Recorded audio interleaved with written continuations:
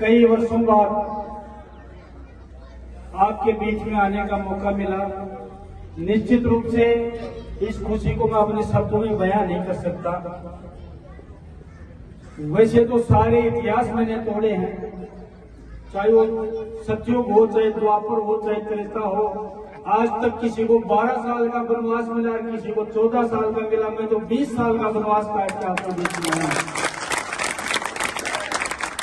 और सावरपुरा, घाटा, चीपलाटा, हिरवा, तेजाला, ये सब तो इतने प्रिय गांव है मेरे दीपास इधर के, जिनके बारे में मैं अक्सर बीच के 2008 से 2023 तक खेतरी में जिक्र करता रहता था।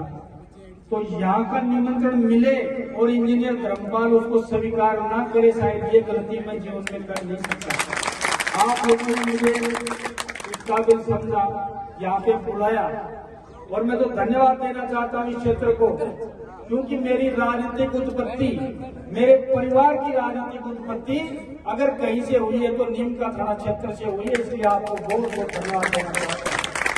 जहाँ पर वीर समाज के वीर बुजुर्ग बैठे हैं उनके श्री चरणों में प्रणाम करता हूँ, और वीर समाज के वीर पुत्र बैठे हैं उनको इंजीनियर धर्मपाल का नमस्कार करते हुए, हमारे बाहर से आने वाले सभी मेहमान लोग हैं इनका मान और सम्मान करते हुए, हमारी एक बहन भी बैठी है जिनसे मैंने पूछा कि आप इस गांव की सरपंच हो क्या। मैं कंफ्यूज था थोड़ा सा, तो बोले नहीं मैं तो यूट्यूबर हूँ। मैंने कहा हमारे टाइम से बाहर का काम है आपका, तो हमारे टाइम में नहीं था। तो आपका बहुत बहुत मान और सम्मान करते हुए सबसे पहले इस पवित्र भूमि पर, देवनारायण की भूमि पर, हीराबंद जी की भूमि पर मैं नमन करना चाहता हूँ समाज के योद्धा को, जिस योद्धा ने अपने प्राणों की आहुति देकर और पूरे जीवन संघर्ष करके इन कौमों को जगाया, और आखिरी में अंत में लड़ते लड़ते आपको 5% आरक्षण दिलवा के गए ऐसे कर्नल किरोड़ी के श्री चरणों में प्रणाम करता हूँ, और क्षेत्र का जनसेवक होने के नाते इनको नमन करता हूँ और पुष्पांजलि अर्पित करता हूँ। मुझे बड़े गर्व के साथ ये कहना पड़ता है कि मैं कर्नल साहब के साथ बहुत लंबे समय तक काम किया, और वो हमेशा जब मुझे मिलते थे तो पीठ थपथपाते थे मुझे, और मुझे यही कहते थे, ये मेरे मुंह से बात कह रहा हूँ तो ये बात थोड़ी हल्की जरूर होगी है, लेकिन मुझे यही कहते थे कि मैं तो सवाई माधोपुर से हूँ, करौली से हूँ, लेकिन शेखावाटी का कर्नल किरोड़ी तो इंजीनियर धर्मपाल तू है, वो करेगा, कहाँ बुलाएगा, किस वक्त बुलाएगा, मैं आपके साथ हूँ। और जब गुजर मूवमेंट चला, गुजर आरक्षण का आंदोलन चला, तो निश्चित रूप से जब जब हमने बुलाया इनको, हमारे बीच में आए। आज ऐसे योद्धा को याद करते हुए खुशी होती है, हमें खुशी होती है। हमने देव देवताओं को नहीं देखा, कोई गाय की रक्षा करते हुए खत्म हो गया, कोई पेड़ की रक्षा करते हुए खत्म हो गया, कोई स्त्री की रक्षा करते हुए खत्म हो गया, लेकिन ऐसा योद्धा हमारे बीच में जिसकी पुण्यतिथि पर हम इकट्ठे हुए हैं, जिसने 5-5, 4-4 समाजों की रक्षा करते हुए अपने प्राणों का बलिदान दिया, ऐसे योद्धा को मैं पूरे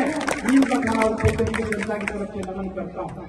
लेकिन मैं आग्रह आप लोगों से भी करना चाहता हूँ, युवा साथियों, मैं निश्चित रूप से कहना चाहता हूँ जवानी में जोश होना चाहिए, लेकिन जवानी में ऐसा जोश नहीं होना चाहिए जिससे कोई समाज बदनाम हो, चाहे परिवार बदनाम हो, चाहे गांव बदनाम हो। मैं एक बात निवेदन करना चाहता हूँ, ये बहुत बड़ा मूल मंत्र है, 5% का जो आरक्षण है, जो जागरूक नौजवान है और जो इसका आरक्षण का लाभ ले सकता है, तो मैं समझता हूँ कर्नल साहब की मेहनत और हम जैसों की मेहनत काम आएगी। अगर इस 5% का आरक्षण जो नौजवान नहीं लेता है और जो नौजवान पढ़ाई में विश्वास नहीं करता है, मैं समझता हूँ कर्नल साहब की कुर्बानी और कर्नल साहब को पुष्पांजलि करने का उसको कोई हक नहीं है। निवेदन ये करना चाहता हूँ, 5% का आरक्षण इतना बड़ा मूल मंत्र है समाज के लिए, चाहे तो हजारों लड़के और हजारों युवतियां हमारी नौकरी लग सकती है। लेकिन मैं बड़े दुर्भाग्य के साथ कहना चाहता हूं, मैं इसलिए मुझसे लोग नाराज होते हैं, सच्चाई का साथ दिया और सच्चाई का साथ देंगे। हमारे नौजवानों की दिशा और दशा थोड़ी भटक है। आज हमारे समाज की बेटियां नौजवानों से आगे निकल गई, उससे भी मैं धन्यवाद देना चाहता हूँ। और नौजवानों की तो शौक ही अलग अलग हो गए हैं, और मैं तो कहता भी हूँ, मेरे बात भी आप यूट्यूब पे सुनते होगे, कई बार इस पे सोशल मीडिया पे सुनते होगे, ये जमाना और ये पृथ्वी गोल, ये गोल पृथ्वी हमेशा टक्कर लगाती रहती है। पृथ्वी हजारों साल तक पुरुषों ने राज कर लिया, आप भी तैयार हो इस बात के लिए, अब हजारों साल तक महिलाएं राज करेंगी, और उसके लिए नौजवानों ने तैयारी भी कर ली है। देखते होगे ना आप, नौजवानों ने बड़े बड़े बाल भी बढ़ाना शुरू कर दिया, गले में दुपट्टा भी डालना शुरू कर दिया, कान में कुछ पहनना भी शुरू कर दिया, थोड़े बहुत दिन में मांग भरना भी शुरू कर देंगे, चाकू चोला संभाल लेंगे। हमारी ये बेटियां और बहनें हैं, ये बढ़ेंगी। अगर इनके साथ चलना है तो इनके साथ चलो, कदम से कदम चला के चलो। जब हमारा रिजल्ट आता है समाज का तो गर्व से कहते हैं और गर्व से सीना चौड़ा हो जाता है कि हमारी बेटियां परचम फहरा रही है। और मैं बड़े दुख के साथ कहना चाहता हूँ, ये वीर समाज के वीर पुत्रों, जब जब इस देश पे, इस प्रदेश पे, इस समाज पे जब जब कोई संकट आया था तो ये वे वीर समाज है जिसने अपनी छाती अड़ा दी थी और दुश्मनों से ये कह दिया था कि जितनी गोलियां आपके बंदूकों में है हमारे सीने में डाल दो, जितनी बारूद आपके तोपखाने में है हमारे सीने में डाल दो, वरना हमारे देश की तरफ, हमारे प्रदेश की तरफ और हमारे गांव की तरफ देखने की हिम्मत मत करना। ये वीर समाज है और आज वो वीर समाज को अपराधी की परिश्रेणी में आता जा रहा है। मैं नौजवानों आपसे आगाह करना चाहता हूँ, राजनीति में नफा और नुकसान जीवन में बहुत झेला है और 2 साल की उम्र में अनाथ हुआ था। संघर्ष करते करते शहीद राम कुमार जी के घर में ज्यादा चोरियां डकैतियां नहीं होती थी, लेकिन उनको भी ये बात नहीं जमी थी कि मेरे सतीश बिरादरी के लोग जो खून पसीने की कमाई, जो जमीन का सीना चीर कर अपने हिस्से की रोटी निकालते हैं, लेकिन एक किसान का बैल कोई ले जाता है, कोई भैंस कोई ले जाता है, उसका गहना कोई चोर उठा ले जाता है। और उस वक्त जब साधन नहीं थे, सर छोड़ के राम कुमार जी ने आंदोलन चलाया और सुरक्षा दल बनाया और लड़ते लड़ते अपने प्राणों की आहुति दी। ये मैं आप लोगों से कहना चाहता हूँ, वही लड़ाई हम जारी रखना चाहते हैं, उसी लड़ाई को हम जारी रखना चाहते हैं। इस समाज को अपराध की दुनिया में जाते हुए देखकर बड़ी पीड़ा होती है। हम वो लोग हैं जो जब समाज का अपराध होता है, अन्याय होता है, उसका डटकर मुकाबला करने वाला ये वीर समाज के वीर पुत्र होते हैं। अपराध करना और अपराध की श्रेणी में आना हमारे लिए बड़ा पीड़ा का विषय है। जो भी नौजवान गलत रास्ते चलता है उसके समाज के बंधु से कहना चाहता हूँ, ये हमारे समाज की पहचान नहीं है, ये समाज पन्ना धाय का है, ये सरदार पटेल का है, ये राजेश पायलट का है और ये समाज कर्नल किरोड़ी जैसे योद्धाओं का समाज है। इस समाज को बदनाम करने का, इस समाज को कलंकित करने का हमको कोई हक नहीं है। आज गुजर जाति अपराध के रास्ते पर चल रही है। मैं युवा आपके सामने कहना चाहता हूँ, मैं हर मन से कहूंगा, राजनीति में मुझे इसका नुकसान भी होता है। जो सच्चाई कहते हैं राजनीति में हजम नहीं होती, 1000 दुश्मन पैदा हो जाते हैं, लेकिन मैं निवेदन करना चाहता हूँ, ऐसे महापुरुषों का अनुसरण करना सीखो, ऐसे महापुरुषों के रास्ते पे चलना सीखो जिन्होंने सच्चाई का रास्ता लोगों को दिखाया है। हम भी 20 साल तक संघर्ष करके सच्चाई के रास्ते पर आज राजस्थान की विधानसभा में जनसेवक के रूप में बैठे, वरना 2-4 झूठ बोलते तो हम पहले ही जीत जाते। मैं फिर कहना चाहता हूँ, कौन से समाज की बात हम लोग करते हैं? हमारे समाज के विवेक की बात करते हैं। जिस योद्धा ने समाज के लिए 4-4 जातियों के लिए अपनी कुर्बानी देकर संघर्ष करके रेल रोक के और अपनी जान पर खेल के आरक्षण दिलाया, उस योद्धा ने जब चुनाव लड़ा तो उसको हार का सामना करना पड़ा कर्नल किरोड़ी सिंह को। जब इसके बेटे विजय भैंसला ने चुनाव लड़ा तो उसको हार का सामना करना पड़ा। कौन से जागरूक समाज के हम लोग हैं? मैं 20 साल से संघर्ष कर रहा हूँ, जिसके पिता ने 2 साल की उम्र में चोरी डकैती और अन्याय के खिलाफ संघर्ष करते करते अपने प्राण दिए थे। 20 साल से मैं संघर्ष कर रहा हूँ। इतनी विवेचना करने का मुझे हक नहीं था, लेकिन कई दिन में आपके बीच में आया हूँ। 100 नौजवानों में से अगर 10 नौजवान में मेरी बात सुन के सही रास्ते पे चल देंगे तो मैं समझता हूँ मेरा राजनीति करना सार्थक है, वरना मैं भी और नेता हूँ कि झूठ बोल सकता हूँ।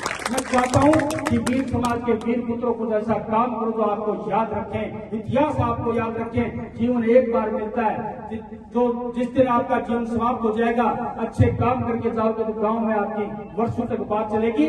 वरना कई लोग ऐसे हैं जो आते और चले जाते हैं, 12 दिन के बाद भी यूं पता नहीं लगता है कि गांव में इस नाम का कोई आदमी था। ये जवानी किसी काम की नहीं है, ये जवानी देश के नाम की है, ये गाँव के नाम की है। और जो नौजवान गांव का नाम बदनाम करता है, अपने परिवार का नाम बदनाम करता है, मैं समझता हूँ उसका जीवन व्यर्थ है। पूछ के देखिए उस माँ से जिसकी कोख से आप पैदा होते हो और अपराध के रास्ते पे चलकर जब जेल में चले जाते हो और सलाखों के पीछे आपको आपकी माँ देखती है तो अपनी कोख पे रोती है कि मैंने कैसा बेटा पैदा किया है, समाज में मेरा नाम बदनाम हो रहा है। ऐसे रास्ते पे चलते आप लोग कुछ नहीं दे पाते, ना परिवार को दे पाते हो, ना समाज को दे पाते हो, ना इतिहास बन पाता है आपका अपराध का इतिहास है।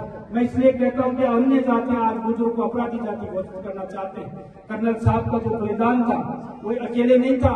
मैं कहता हूँ कि हमारे शेखावाटी में से कौन मरा था, ये आरक्षण ऐसे ही नहीं मिला था नौजवान दोस्तों, बड़ी मेहनत के साथ ये आरक्षण मिला था।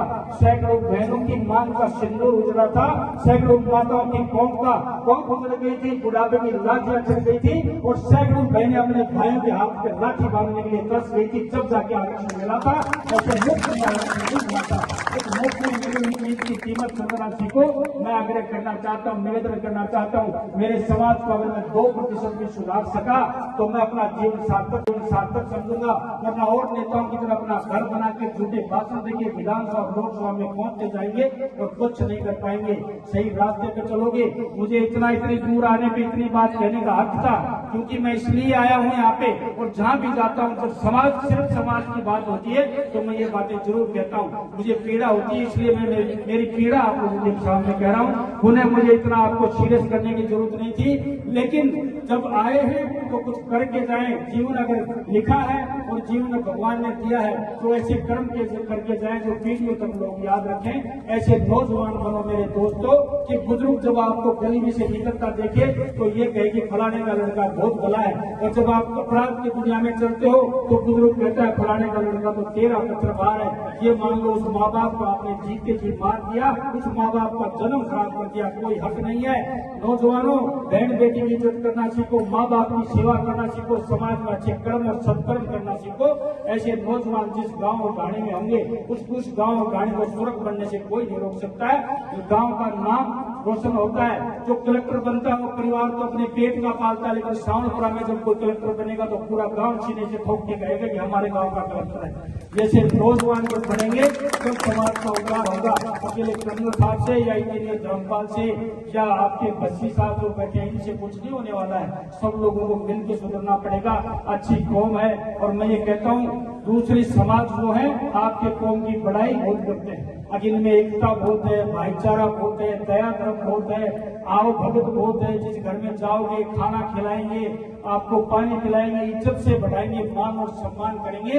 इतनी बातें और अन्य समाज करते हैं आपके बारे में, अच्छी बातें करते हैं। लेकिन यहाँ के कुछ वर्षों से तो ये जो गन कल्चर चली है, कट्टा कल्चर जो चली है, इसमें आके हमारे समाज का नुकसान हुआ है। मैं हाथ जोड़ता हूँ आपके सामने देव महाराज के स्थान पर, अगर कोई नौजवान मेरी बात से सहमत हो तो निश्चित रूप से मेरी बात माने और समाज में अपना नाम रोशन करे। इन्हीं शब्दों के साथ मैं निवेदन करना चाहता हूँ। कर्नल साहब को मैं पुनः एक बार श्रद्धा सुमन करते हुए मेरा मान किया, सम्मान किया, आप लोगों का बहुत बहुत आभार है। मैं धन्यवाद व्यक्त करना चाहता हूँ। कितने वर्षों बाद मुझे सावनपुरा गाँव में आने का मौका मिला।